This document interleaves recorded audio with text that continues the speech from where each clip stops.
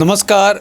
बंगाल विधानसभा चुनाव बहुत ही पास आ चुका है और हमारे साथ अभी उत्तर हवड़ा के प्रत्याशी उमेश राय जी है। आइए इनसे जानते हैं कि इस बार बंगाल में क्या होने वाला है। सबसे पहले सर आपका स्वागत है।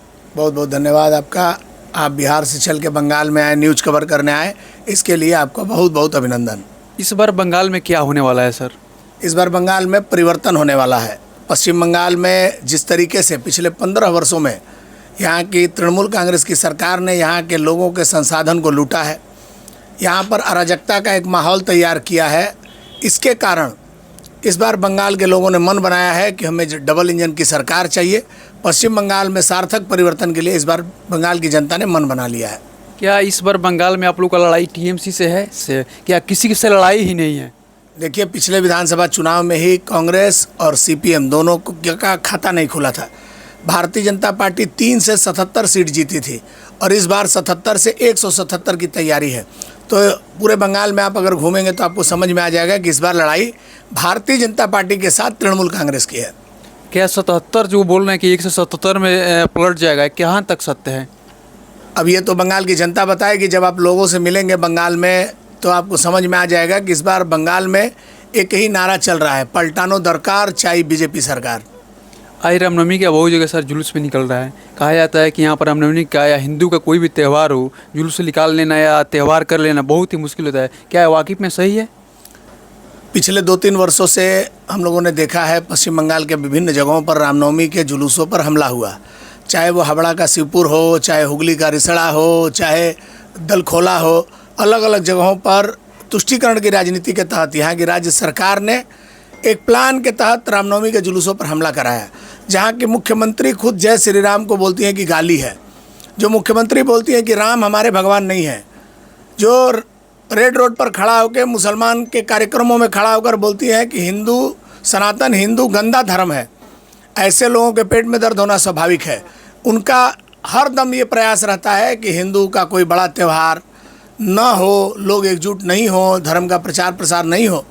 और स्थिति देखिए सरकार के कारण ऐसी बन गई है कि रामनवमी का जुलूस निकालने के लिए आपको कोर्ट जाना पड़ता है, कोर्ट से अनुमति लेनी पड़ती है और कोर्ट तय करता है कि आप जुलूस कितने बजे निकालेंगे, कितने लोग रहेंगे, झंडा कौन सा रहेगा, नारा कौन सा लगाएंगे, किस इलाके से जाएंगे। ये भारत का दुर्भाग्य है और इस दुर्भाग्य से बचने के लिए आपके पास लोकतांत्रिक प्रक्रिया में हिस्सा लेना है और उसका उपाय है चुनाव।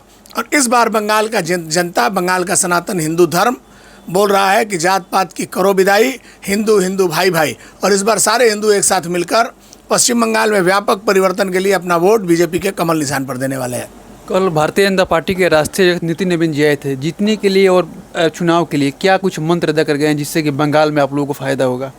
देखिए, नितिन नवीन जी ने जैसे ही अपना पदभार संभाला था उसी समय कहा था कि पूरे भारतवर्ष के भाजपा के कार्यकर्ताओं का एक ही लक्ष्य है, पार्टी के प्रतिष्ठाता डॉक्टर श्यामा प्रसाद मुखर्जी का सपना पूरा करना और बंगाल में कमल खिलाना। तो पूरा भारतीय जनता पार्टी परिवार इस काम में लगा है और अब ये हर चीज़ का समय होता है। जैसे राम मंदिर बनने का समय 550 वर्षों के बाद आया, उसी तरह आज़ादी के 75-77 साल बाद अब ये समय आ गया है पश्चिम बंगाल में भारतीय जनता पार्टी का सरकार बनना। इस बार 2026 में ममता बनर्जी परिवर्तन करना है तो ममता बनर्जी के मुख्यमंत्री बनने का सवाल ही नहीं उठता है। और जब ममता बनर्जी मुख्यमंत्री नहीं बनेंगे तो भारतीय जनता पार्टी का स्वाभाविक रूप से मुख्यमंत्री होगा। जनता जिसको वोट देगी, विधायक जिसका साथ देंगे, वो पश्चिम बंगाल का अगला मुख्यमंत्री बनेगा भारतीय जनता पार्टी का। कल मैं सर अलग अलग जगह पर जाकर कवरेज कर रहा था, लोग बता रहे थे कि आज भी बंगाल में महिलाओं का रेट लगता है और सरकार चुप रहता है। क्या ये सही है? पश्चिम बंगाल के मुख्यमंत्री ने कहा था जब महिलाओं का बलात्कार हुआ था कि महिलाओं को चिंता करने की आवश्यकता नहीं है, जिसका बलात्कार होगा उम्र के हिसाब से किसी को 2 लाख, किसी को 5 लाख, किसी को 10 लाख रुपया दिया जाएगा। तो ये अपने आप में एक महिला मुख्यमंत्री के होते इस तरह का बात सुनना पड़े, इससे अच्छा आदमी को मर जाना चाहिए। देखिए, अभी हमारे साथ उत्तर हवड़ा के प्रत्याशी उमेश राय जी थे। इनसे जानने का प्रयास किया कि इस बार बंगाल में क्या कुछ होने वाला है और आपका इस पर क्या राय है। कमेंट बॉक्स में जरूर बताएं कि इस बार बंगाल में टीएमसी या बीजेपी